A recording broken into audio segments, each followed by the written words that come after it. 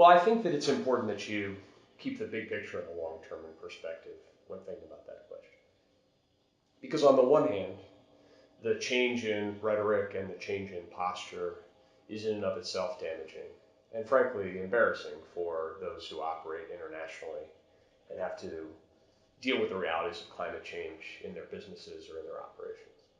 On the other hand, the power sector continues to move toward lower emission sources of energy. People, businesses, innovators in the United States continue to move toward making more fuel efficient vehicles. The energy efficiency business in the United States is booming, more than 2 million people employed in that industry. And those trends are pretty well established within the fabric of our economy.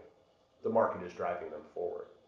So the new administration has done very little to affect those plans. And I anticipate that they will have significantly less impact on those market trends than some of the more dire predictions suggest.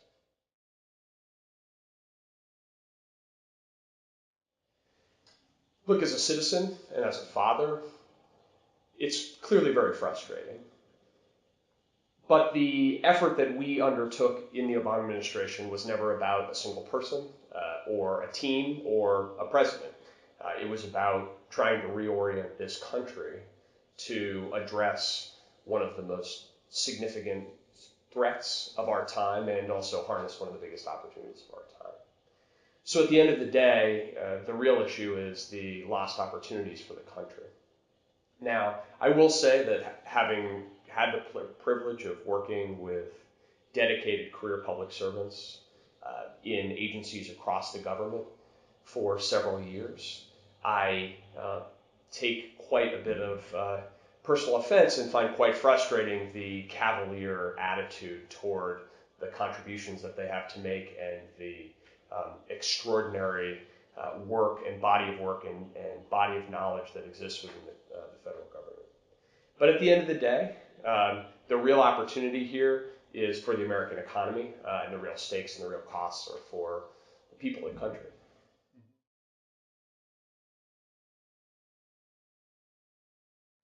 Look, I didn't get into talking about my individual back and forth with the president when I was there working for him, and I'll keep that as one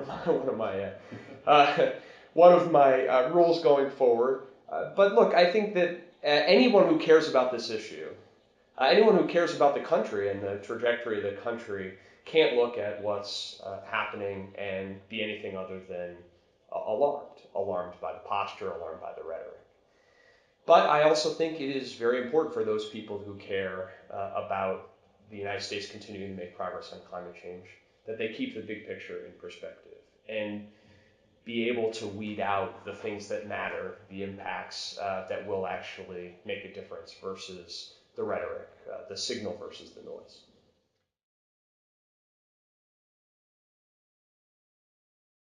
Well, it's something that I think is very difficult for people outside the United States to understand, in large part because this is a debate that the rest of the world has moved on from.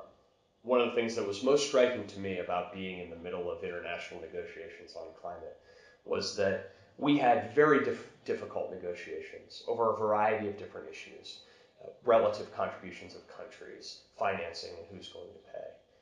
But the one thing we never debated with conservative governments from other countries or otherwise were the basic set of facts about what was happening to the climate and humans' role in that trajectory.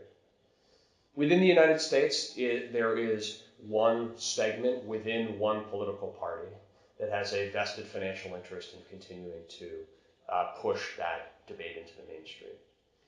The good news is that increasingly there are parts of the Republican Party, as well as the middle of the political spectrum in the Democratic Party of the United States, that realize that they can't afford to continue to foment climate denial. The challenge is that as climate denial becomes increasingly out of fashion, there is a new breed that says, well, maybe climate change is happening, but there's nothing we can do about it. And in some ways, that's just as dangerous.